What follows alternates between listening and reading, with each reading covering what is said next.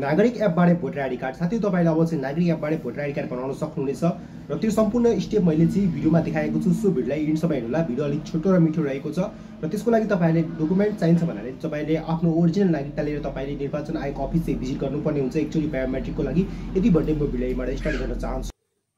Okay, यसको लागि तपाईहरुले सबैभन्दा पहिला तपाईहरुले आफ्नो प्ले स्टोरमा जानुपर्ने हुन्छ।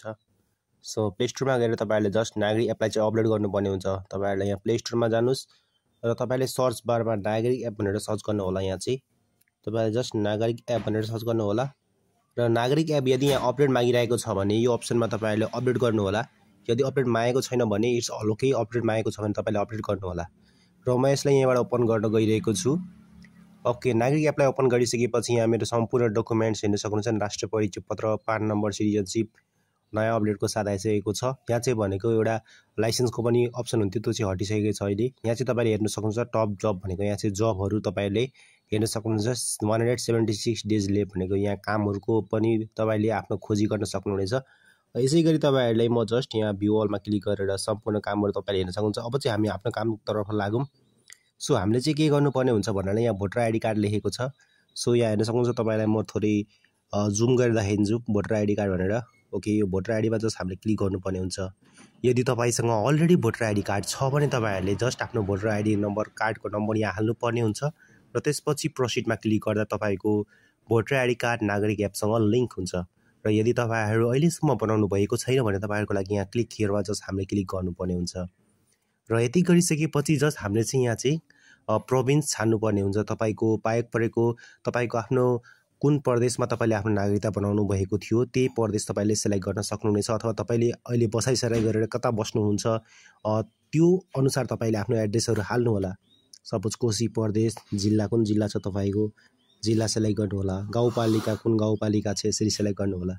वार्ड नम्बर कति हो त्यो वार्ड नम्बर यसरी सिलेक्ट गर्न सक्नुहुनेछ तपाईहरुले। भोटिङ सेन्टर तपाईको कहाँ पर्छ त्यसरी सिलेक्ट गर्नु होला। प्रोसिड गर्नु होला यसरी। अब त्यसपछि तपाईको यहाँ पुरा नाम र तपाईको मोबाइल नम्बर लेखेर आउँछ यसरी यहाँ हेर्न सक्नुहुन्छ। अब त्यसपछि तपाईहरुले आफ्नो सम्पूर्ण विवरणीहरु चाहिँ भरेर आउँछ। पर्सनल डिटेलहरु त्यो चाहिँ हामीले चाहिँ भर्नु पर्ने हुँदैन पर्सनल डिटेलहरु है। अब जस्ट हामी यहाँ प्रोसिडमा क्लिक गर्छौं र प्रोसिडमा क्लिक गरिसकेपछि यहाँ चाहिँ मदर्स नेम र ग्रान्डफादर नेम रिक्वायर्ड छ। तपाईले आफ्नो मदरको नाम हाल्नु होला र ग्रान्डफादरको नाम। अब यहाँ हेर्नुस्, यहाँ नोटमा के लेखेको छ, Nepali keyboard is required to fill the form. र यहाँ चाहिँ तपाईले जुन जुन कुराहरु यहाँ चाहिँ आएको छ जस्तो कि राष्ट्रिय सिटिजनशिप नम्बर आएको छ त्यो चाहिँ अलरेडी फिल भएको छ र तपाईको प्रोभिन्स, डिस्ट्रिक्ट, म्युनिसिपालिटी अलरेडी सुरुमै हामीले फिल गरेको थियौं र यसै गरी तपाईहरुले चाहिँ जस्ट यहाँ चाहिँ हामीले चाहिँ हाल्नुपर्ने हुन्छ भनेको डेट अफ बर्थ एडीमा र अर्को भनेको हाम्रो चाहिँ जुन रहेको छ एड्रेस, यानी कि जुन तपाईको स्ट्रीट एड्रेस रहेको छ त्यो चाहिँ हाल्नुपर्ने हुन्छ। त्यति हालिसकेपछि तपाईले जस्ट यसलाई तल गरेर प्रोसिड गर्नु होला।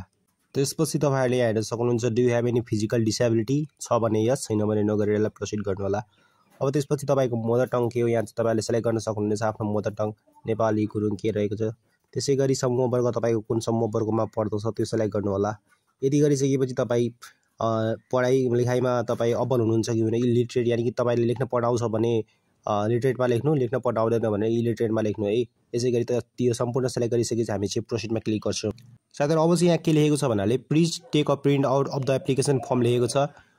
टुडे सेलेक्टेड कन्ट्याक्ट लोकेसन, हामीले चाहिँ जुन कन्ट्याक्ट लोकेसन लिन्छौं त्यही चाहिँ हामीले प्रिन्ट आउट निकाल्न भनेको छ। And date for giving photograph and finger. Okay, यहाँ चाहिँ हामीले छान्नु पर्ने हुन्छ प्रदेश, जिल्ला कुन जिल्लामा हामी छौं मैले हैन, झापा जिल्ला मैले छाने। अब कन्ट्याक्ट प्लेस हाम्रो चाहिँ कहाँ, जिल्ला निर्वाचन आयोग झापा भनेर झापा जिल्लाको हाम्रो। यसै गरी तपाईले डेट सिलेक्ट गर्नु होला कुन डेट रहेको छ हैन।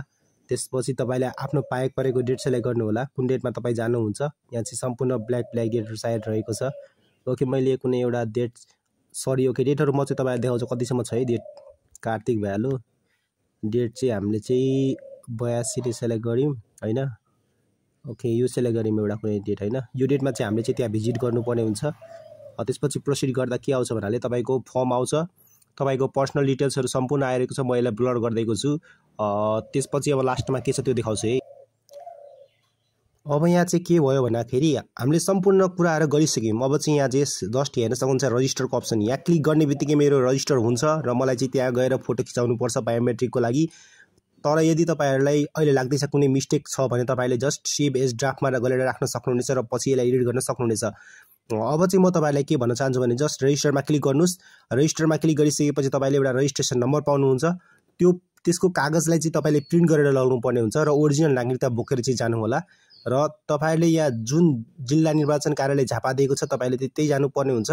र यसै गरी जिल्ला निर्वाचन झापा हाम्रो रहेको छ भने हाम्रो विराटनगरमा पनि रहेको छ एउटा वेबसाइटबाट मैले त्यो अप्सन पाएको थिएँ विराटनगरको, तर यहाँ चाहिँ देखाएको छैन विराटनगरको। सायद जिल्ला निर्वाचन कार्यालय झापा भनेको विराटनगरमै होला सायद। ओके, त्यसपछि तपाईँ यो जानकारी लिनु होला जिल्ला निर्वाचन कार्यालय कहाँ छ भनेर। त्यो म्यापबाट तपाईँले हेर्न सक्नुहुनेछ। रजिस्टरमा क्लिक गर्ने बित्तिकै रजिस्टर हुन्छ र त्यो प्रिन्ट निकालेर तपाईँले जानुपर्ने हुन्छ। र केही प्रब्लम आए मलाई कमेन्ट गर्नु होला। आजको लागि भिडियो यति नै। Thanks for watching.